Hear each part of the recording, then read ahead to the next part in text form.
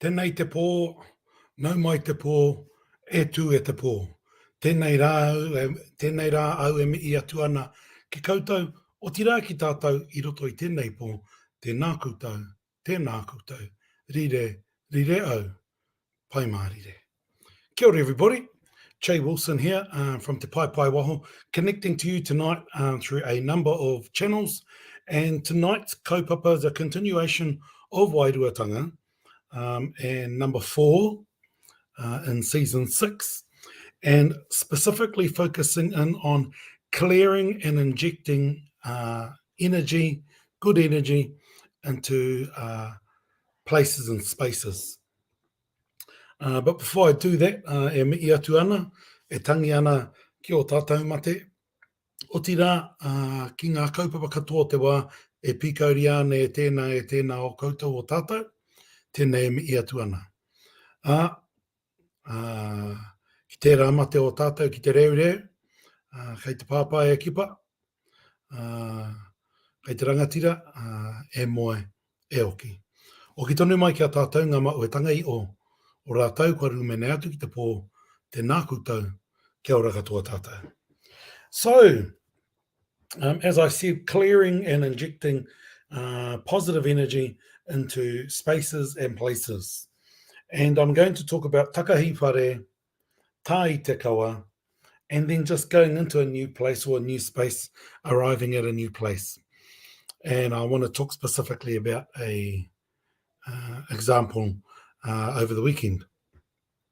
But before I do, I had a few questions from last week, one around frequency fields, and I'm trying to remember the context as the person who asked about frequency fields, but I think it was got to do with when I was talking about invocation.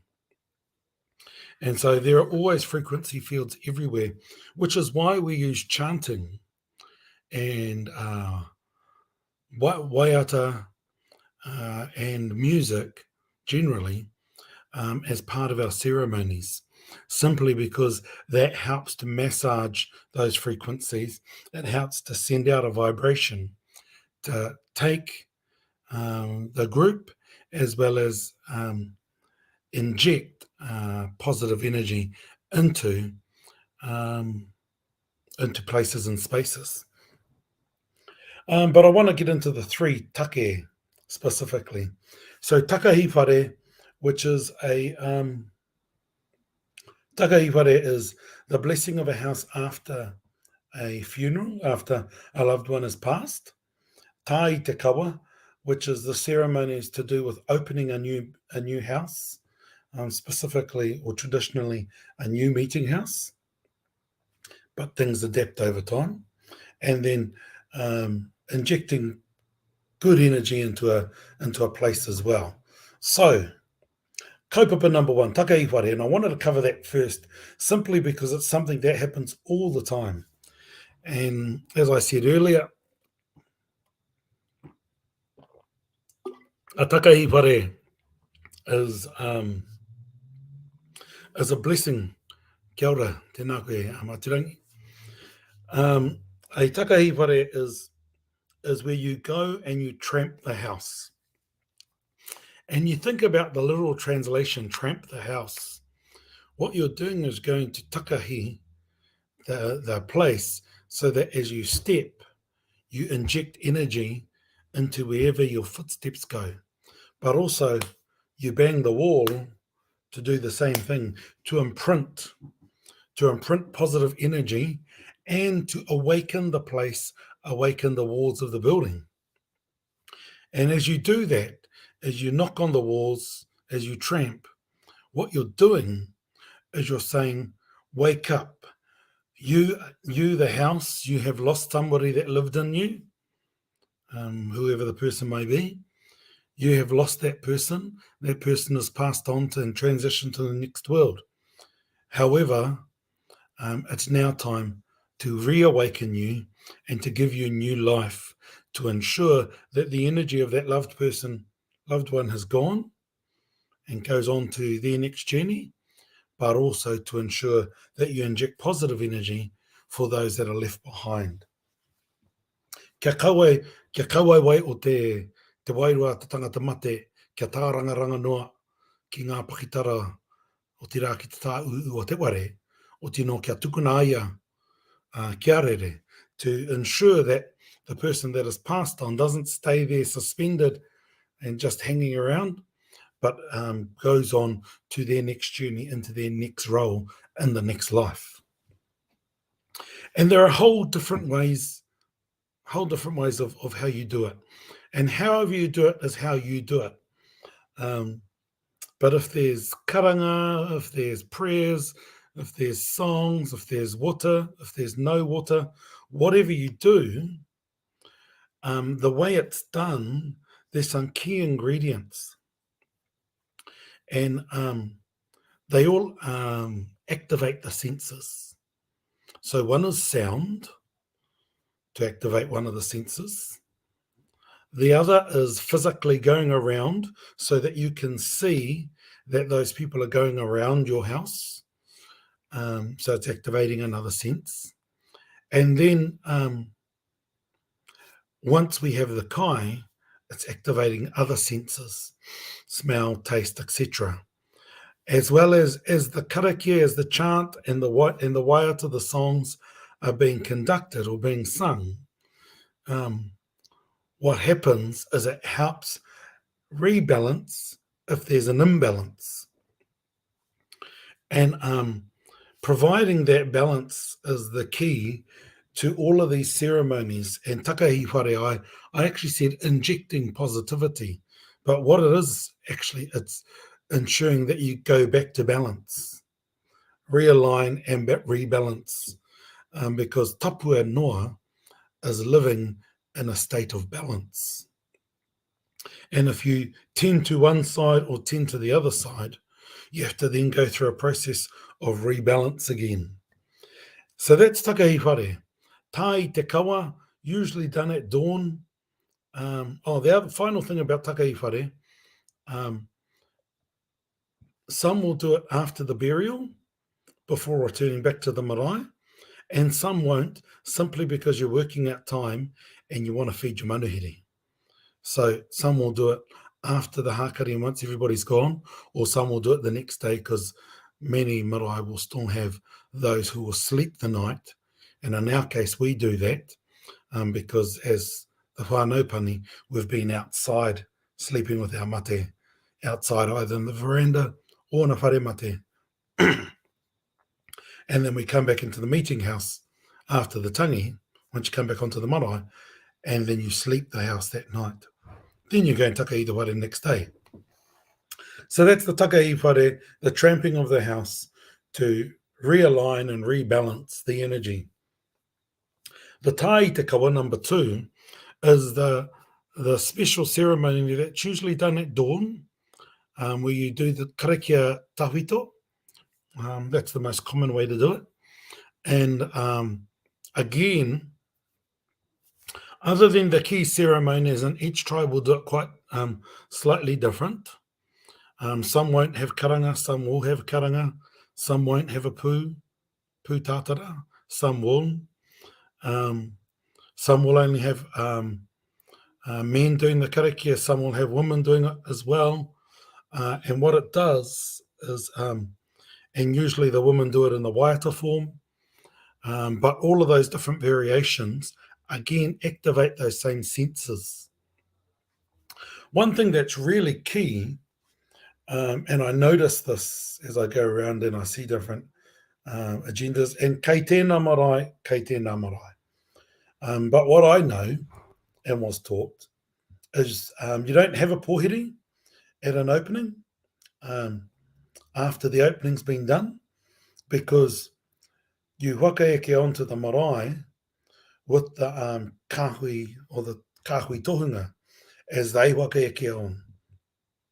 And so everybody comes under that blessing of the karakia, and then it's once you're in the house, you mihi to the house, and that's when you mihi to the manuhiri.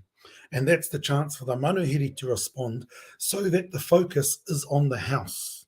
Yep, do a little bit of kōrero to the people, but focus your kōrero on the house, so that there's 10, 20 speakers lifting up the walls of the house so that it can stand with kōrero rather than just one from the haukainga and one from someone else, but two atu, and you focus the energy of your kōrero on the name of the house, the kōrero that you can see, and if you are going to talk, you have to listen to the kōrero that's being laid down, both in the karakia and by the first two speakers, because they will give you the cues.